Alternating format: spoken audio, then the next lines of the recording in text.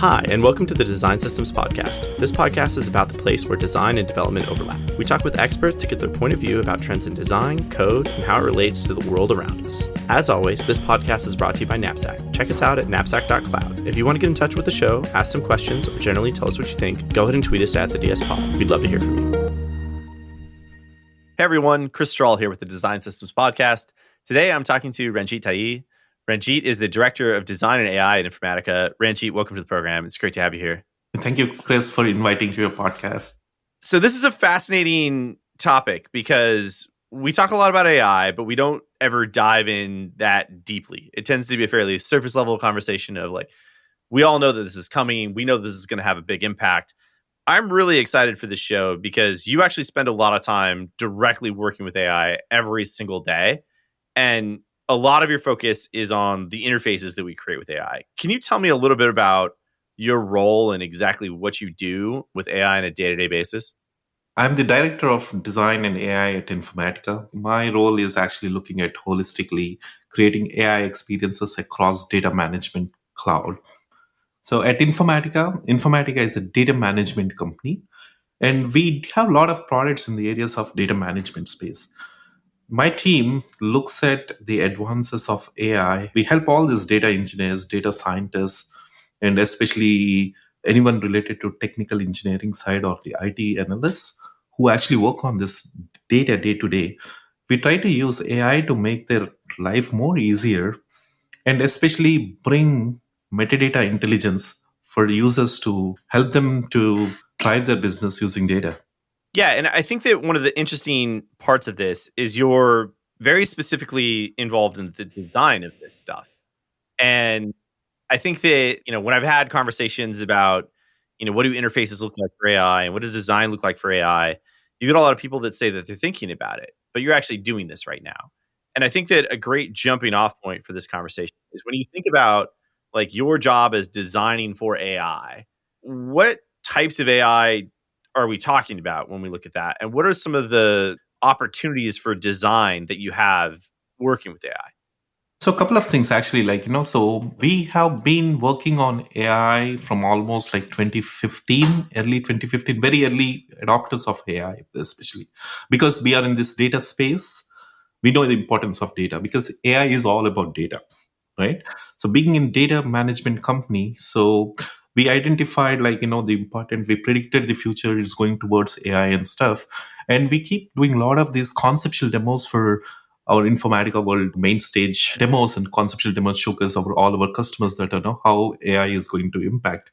And around 3-4 years back, we formed a team. We realized that, AI needs a different mindset. And the designers also needs to be trained in that particular, which needs a different kinds of mindset to think about the ideas and possibilities and stuff. So we spin off in our UX team, we created a new team very focused on AI experience. So my team only focuses on three major things. One is especially they look at conceptual designs and possibilities of AI. Second thing is especially they look at a lot of these competitive analysis and especially how industry is moving around, especially on Gen AI and other different kinds of things. Third one is especially looking at the possibilities of making user interfaces intelligence. So coming to the AI part, right, there are different kinds of AI. AI is not new, right? AI is there from almost 80s and before that, right? Right. Computer vision, machine learning, all that stuff. Correct. Yeah. Traditional AI, especially in terms of, the computer vision, as you said, there are rule-based stuff, especially think about long back, we used to say this, Amazon, a person bought this, also bought this. That's also AI, but it's a different form of AI. So you see YouTube recommendations. So that's a different form of recommendations.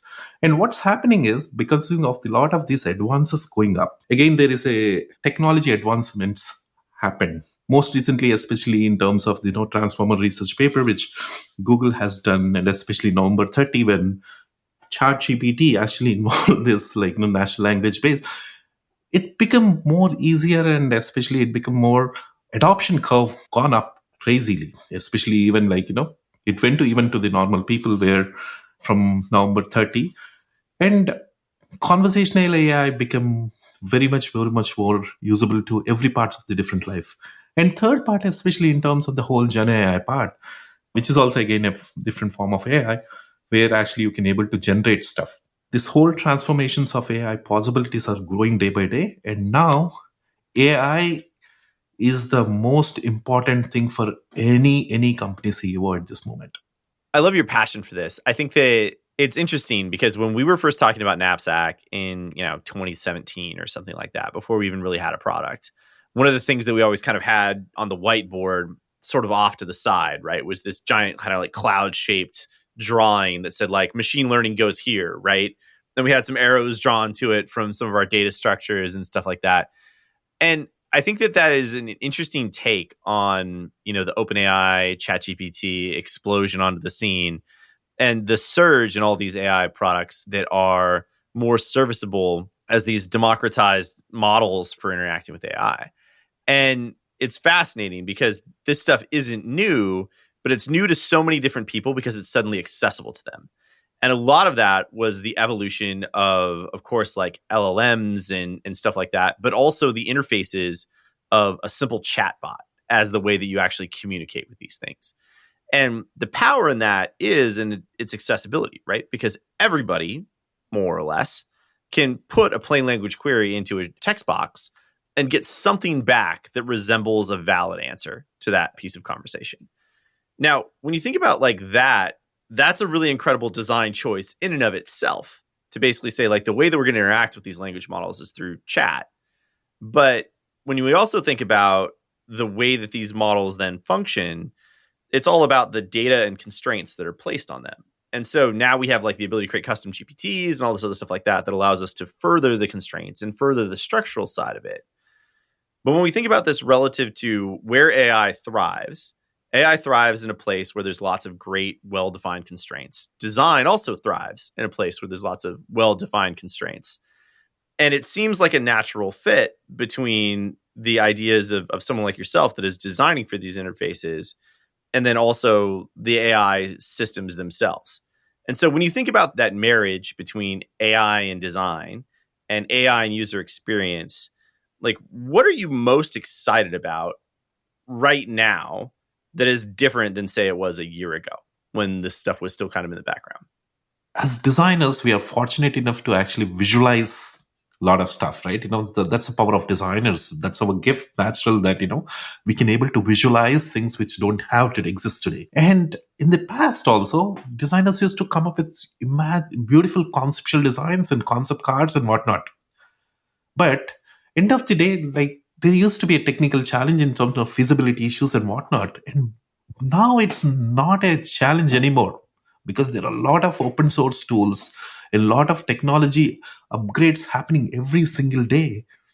A lot of challenges getting to reality, to life, and give life to some of your design is very possible now, because the idea you can think of, it's all about now thinking about ideas. Now designing ideas is the biggest designer skill set than ever, right? The possibility of getting design to life is more easier now. The only thing is you need to have the right team in place, break it down so that you can make it to a life, like you can make it walk, then run and crawl, whatever thing is. So that's a skill.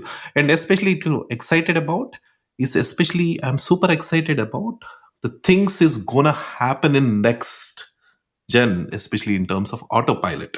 When you talk about autopilot, like what does that actually entail? Because I'm not sure everybody's gonna be familiar with that term. Okay, think about this. Like think about this. What's happening in this whole autonomous world, right? There are three steps to it. One is especially manual, and second thing is co-pilot, which is actually assisting you while doing things. That's co-pilot. And third one is especially autopilot, which is like complete autonomous mode, right? Take example of Tesla car. You have manual driving, right, where you get this manual way you can do that. You get suggestive driving, we can put into this mode, and actually you get this recommendation, human and system loop. And third one is autopilot, especially autonomous complete driving, drives on its own. The same thing will happen to the software industry. The applications will run on its own. So these use case, if you think about that as a metaphor, right, it can be applied into any particular kind of business. Whatever, like there is a possibility of interaction. Most of things, like certain percentage of things can be run in this particular mode. Gotcha. And that's different than say like invisible AI or AI that exists in the background, because what you're actually talking about is these experiences that are relatively autonomous, that are windows into data or content that we want to see. And that is very different than the way we think about things now, right? We think about things now as like these static products or web properties that have some predefined set of content. And some of that content can be dynamic based on what a user is looking at or what they need. But there's very little of it that is not predefined in terms of an experience.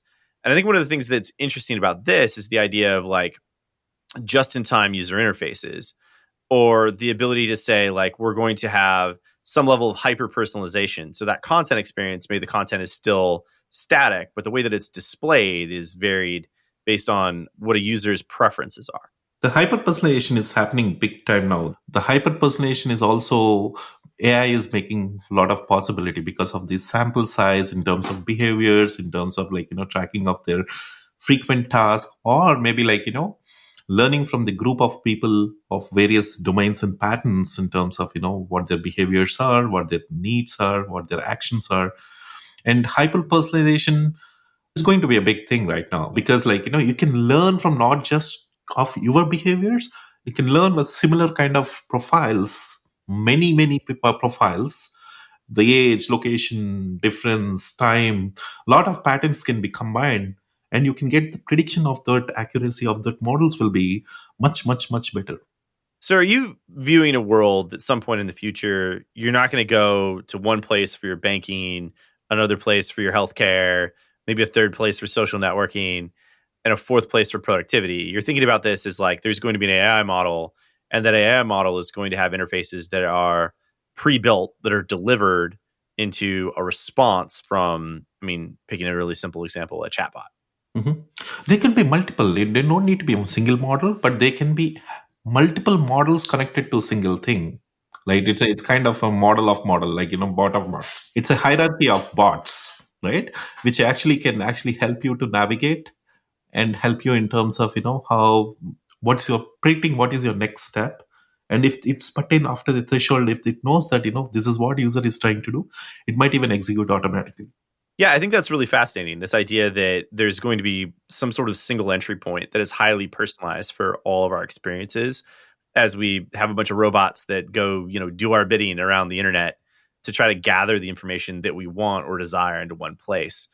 And it has fantastic implications for design. And I was actually reminded of a tweet that was between Scott Belsky and another person who, after the show, I'll have to remember exactly what their name is.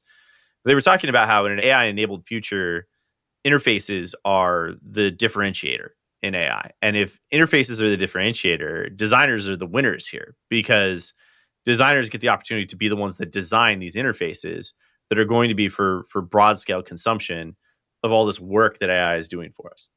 That's correct. In fact, I think I keep telling a lot of people, especially in time, this is the best time ever to be a designer because, one of the power is designers are blessed with one great skill called empathy.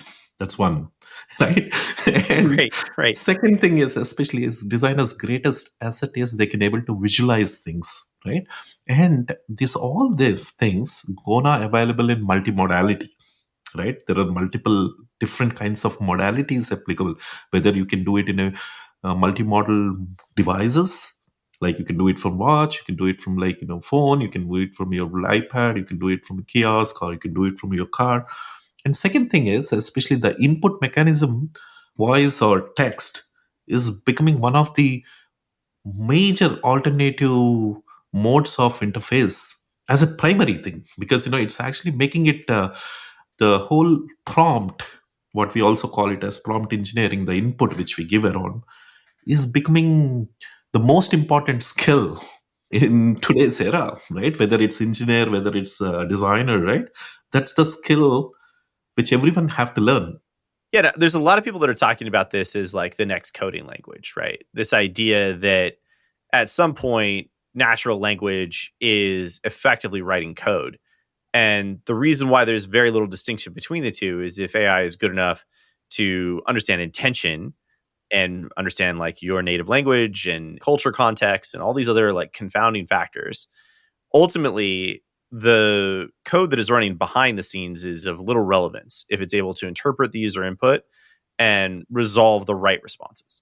That's true. Actually, see, one of the most biggest advantage of this advances is also, especially in the code generation. If you see, especially GitHub Copilot or any other code gens, whether it's like writing to SQL or something to some other kind of technology, it's becoming very easier. So what it means is actually everyone can become a coder, right? Always have, if you have minimum skills, you can become a developer, right? Or maybe like the efficiency of the code is also getting better so that you have less errors and stuff like that. And it's an enabler. You don't need to completely rely on it, but almost 80% of your work is done. And the most powerful thing which amazes me is that, especially recently, Microsoft launched its Copilot, especially in multimodal languages.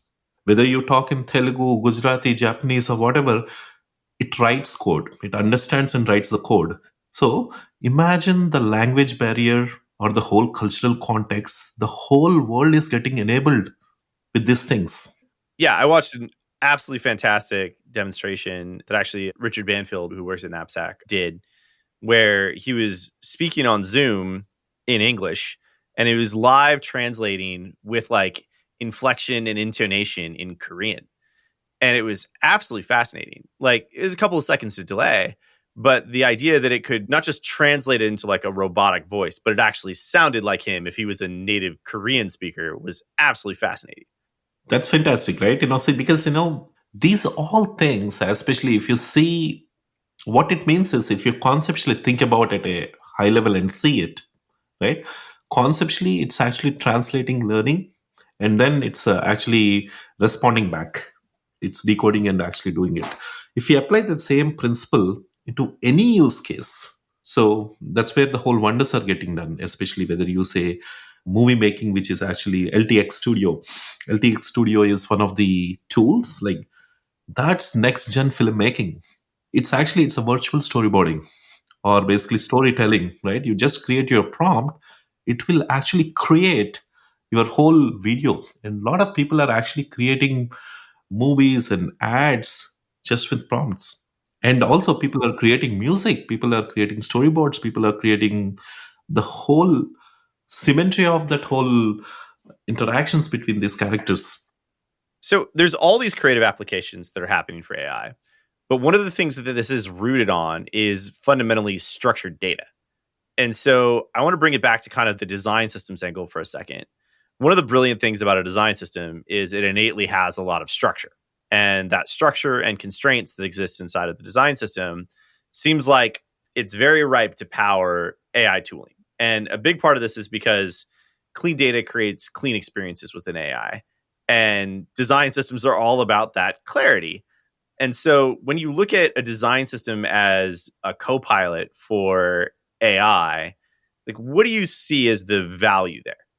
This is one of the next big thing which design systems is good, and design tools and AI is going to already it's getting impacted big way. A lot of innovations happening in this particular space, especially coming to the design system, right? Design system will become a lifeblood for any application. Design system has all those relevant patterns and components, and also especially in this in standards and stuff. So already, like, a lot of tools in terms of, a lot of things you can able to do if you have a nice design system, or you can able to generate missing components for an application, right? You can able to create, and we can learn a collective knowledge in terms of, for example, if we take banking applications, okay, if you train the model with various banking applications, right, and you have your design system, you can able to predict or recommend or able to generate certain patterns which are missing. You can able to take feedback, live feedback, in terms of which patterns work, which pattern don't work, and it can able to actually suggest you a layouts, auto suggest layouts in terms of what could be a good layout which can work. And especially tools like, already some of them, like, UiZard or some of the tools actually does generative applications, right? You create your prompt, which can able to create. But think about your own design system. You have your own certain branding aspects, or you have your own statins of the company and whatnot and stuff. If we train that particular design system, train the model, and train all your use cases and put in your ecosystem, so that the system can tell you about, hey, in this domain, in this business context, in this, for our customer base applications, how they are actually using, and connecting to the telemetry of it in terms of how people are using, how people are clicking on that, the behavior patterns and analytics and stuff, right? So this will improve the more productivity of the, the tool efficiency of the tool, number one. And number two is especially in terms of lot of simulations you can able to do, right? It can able to simulate, which is a huge productivity for designers. Yeah, I mean, the ability to rapidly iterate through thousands of potential Right. variations of design is really powerful. And then not only that, you can able to run analytics, you can able to do complete 100% measurable design. At the interface level, not just at the page level. And I think that to me is a really interesting distinction, right? Because we have lots of tools that'll analyze a page. The A/B testing tools, you have lots of analytics data about a page. But the problem is that telemetry is limited in its scope to a page or to a single URL. So currently, even though there are a lot of telemetry, it's in different tools. What happens is nothing feeds back to the design system.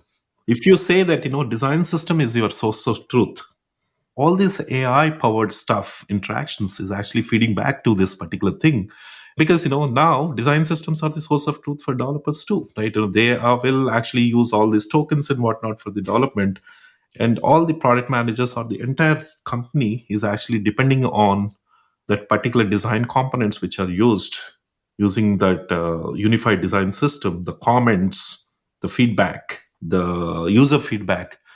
If we integrate all of this and keep that continuous learning cycle, right, that's going to be really amazing. And that's the next thing is what I think. Yeah, so you have this kind of like idea now in design systems where you're like, I have a 4-color palette, generate me a 5th color. Spacing small, medium, and large, generate me extra large. And all these are interesting use cases that are helpful. But then I think that like we were just talking about kind of this midpoint, right? And at this midpoint, we have the idea of let's pair that choice making with telemetry data that creates a reinforcement learning effect that ultimately allows us for better recommendations and maybe even automated optimization. And so the crazy thing is like that's the midpoint. Because what we're also looking at is like, okay, if the design system is one source of data about the truth of my user experiences and my interfaces and my design knowledge, there's also other parts that are interesting too. Like if you attached it to Jira or Asana or Linear, and all of a sudden you got product data in there about like what people are requesting. Or you attach it to ServiceNow, and all of a sudden you have service data and support data that's coming in. That ability to gain multiple systems that all are working in concert to make optimized decisions for the types of products you're building, that seems like where there's, maybe not an end state, but that's even further than just figuring out how to like optimize around interfaces. Oh yeah, I think like that's a possibility. In fact, so there are a few projects which we are doing right now in Informatica. Is especially we are training all our support systems, help documents, document support, communities, all these different portals where this customer and the help related stuff, right? Anything related to user assistance, tickets and stuff. We are training all those models. So we just creating something called Doc GPT, which will again integrate into our Claire Copilot, which is again our Copilot system. And now all this documentation portal, we are training all those models across all the different products, right? It will now integrate with the product in context feedback. And the whole reinforced learning, it actually keeps learning, and the models keeps better. And when we are building the products, right, we will get to know exactly where is the problem and how it's getting learned, and certain way things in terms of it will also give you to help you to figure out your roadmap.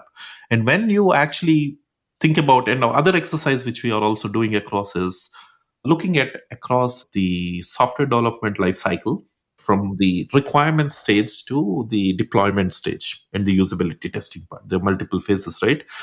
So looking at various parts of these things, and how can we actually use AI to optimize all these processes so that we get better efficiency, and especially we can also save a lot of this productivity.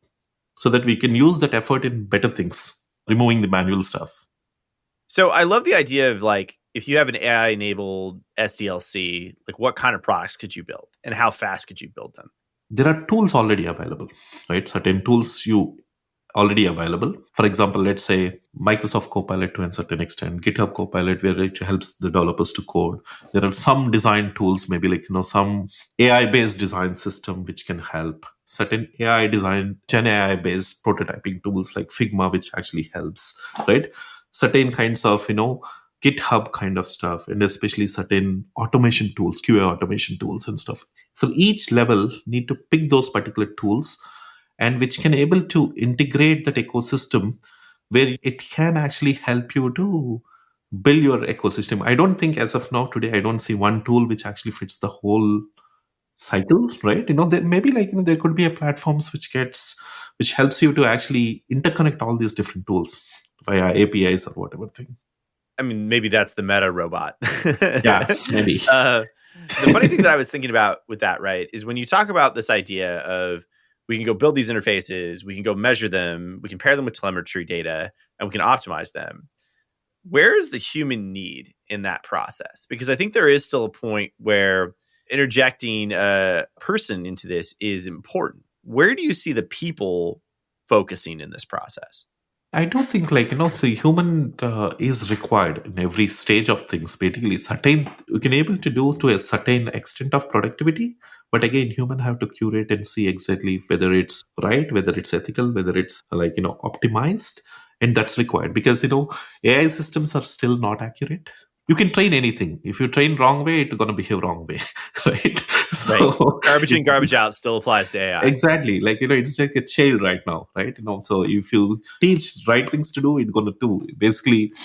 That's where the whole boundaries about where do we want to learn and what makes sense for us, especially that's the important thing point at this moment. And then human need cannot be completely eliminated, I think, but the way I think about is, especially from a productivity point of view, it will increase. There are new things will keep emerging all the time. Yeah, I love this vision. I think that there was one other thing that you talked about that I thought was really interesting. I hadn't heard the term used very frequently before. When we talk about a lot of this stuff, we're talking about the capabilities that are inherent to LLMs.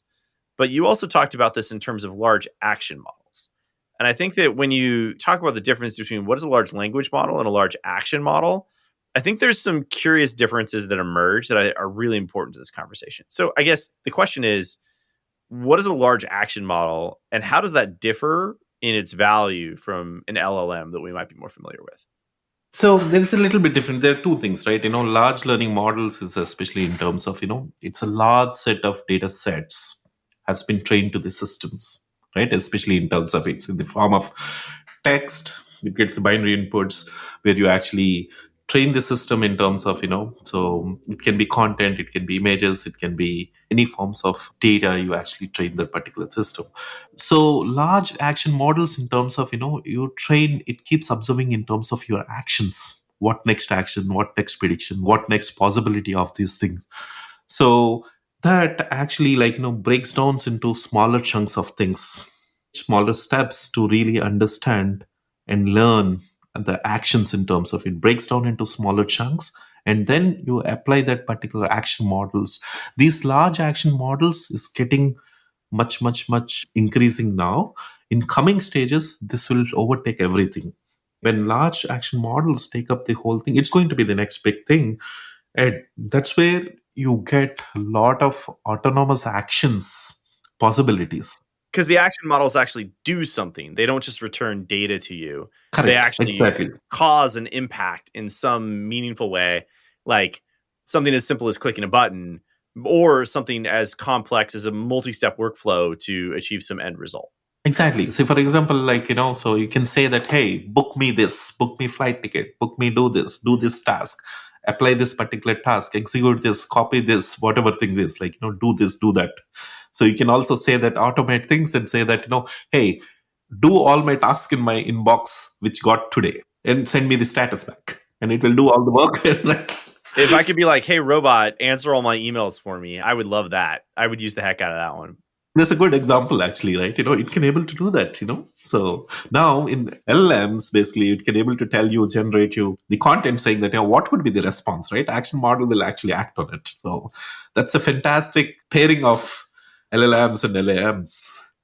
That's awesome. And so when you think about the basis for like why the design system is so essential to this all working, being that this is the design systems podcast, we obviously want to think about that in the context of like these models and these systems and how they interact are a basis for how we should think about the future of design. And so in your mind, what makes the design system such an essential piece of it? Is it because of the structured data? Is it because of the training information it contains? What is it that really makes it so core to enabling these experiences? Whatever it is, end of the day, user interface is the key. Getting the good design is not easy. Good design is the most hardest thing to do, as we know, because everything is dependent on these design systems in terms of the consistency, bringing the brand elevation, bringing the usability of things, or in terms of consistency of these products, very persona specific or a user centric thing, right? Design systems is going to be the key things to actually the way you want it to be behaved, you want to be interacted, the way it needs to be looked, and the percentage of other partners in terms of how they pick these design system components and build those applications. Why it's important is because this is the source of truth, right? These are the fundamental Lego blocks which actually helps building blocks for an application. That's number one. Number two, you talk about structured and unstructured. Let me also touch base on that particular thing. Okay, the design systems going forward in future will also go unstructured. Why I'm selling is, especially the biggest challenge right now is basically the data. It's not live data, right? It's always basically like, whenever we build systems and designs and conceptualize this up, it's always basically we create some dummy data. So going forward with the power of generative AI, you can able to build your live data, real data based on the context of that application context, whether it's going to be generative data or maybe like generative application, or you can able to create that certain kind of test data which can have like masked information or something like that, that it can take care of all those things which are possible today.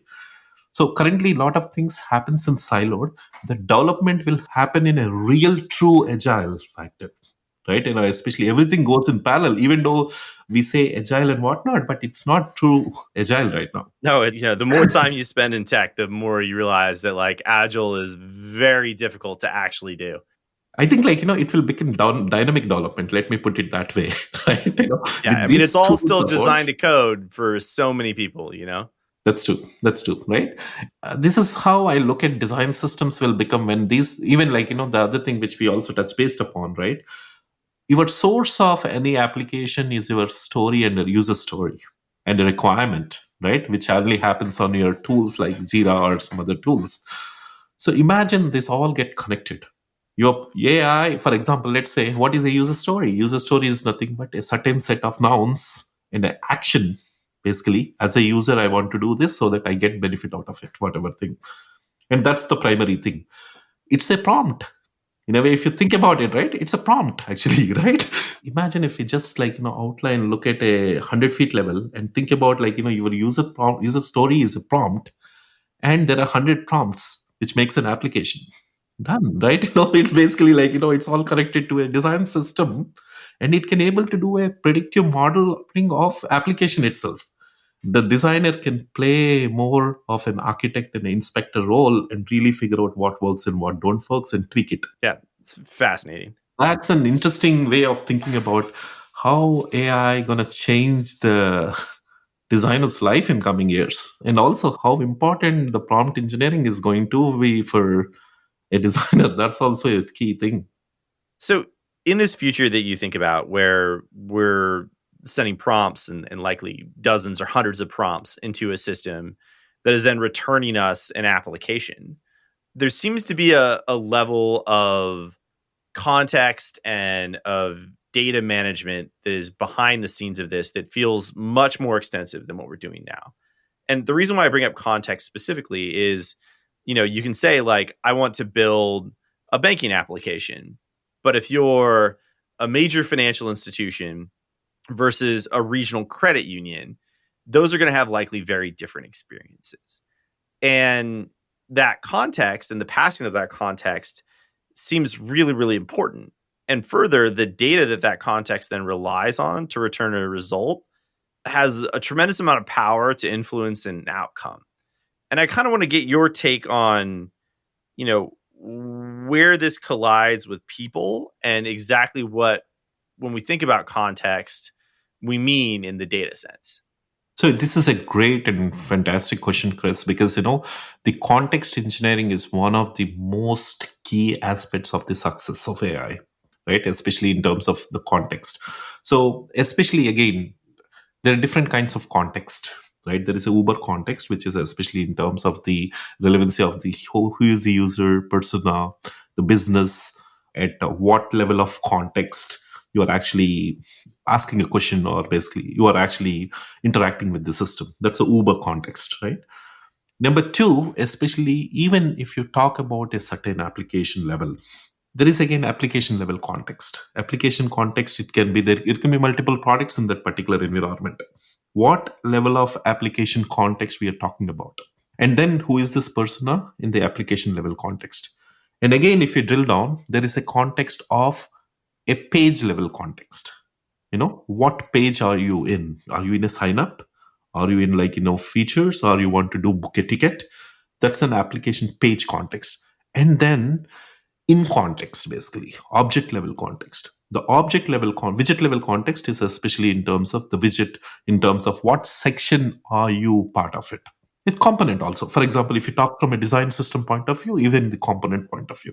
And the last level is element level context. Element level of maybe it's a text field.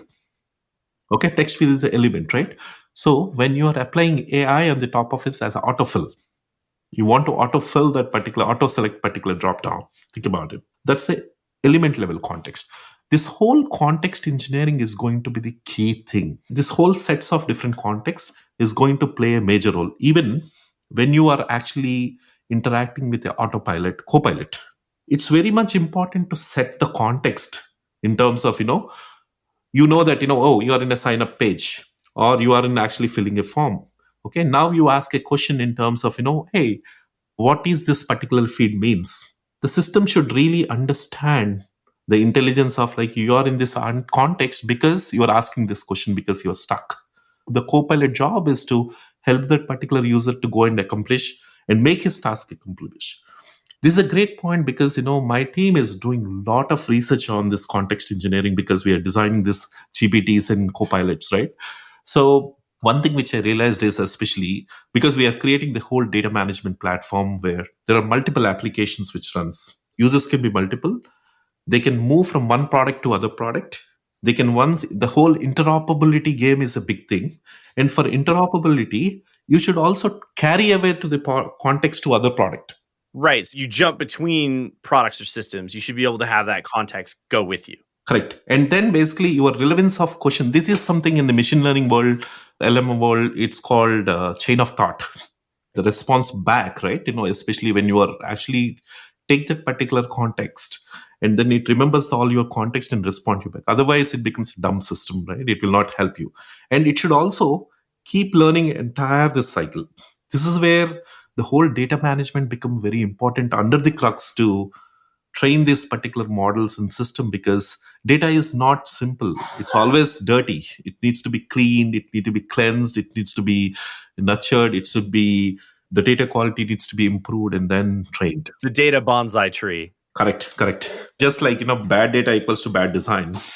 Just like that, bad data equals to bad product. Well, and this is where you get into data engineering, right? And a lot of what your organization does. Correct.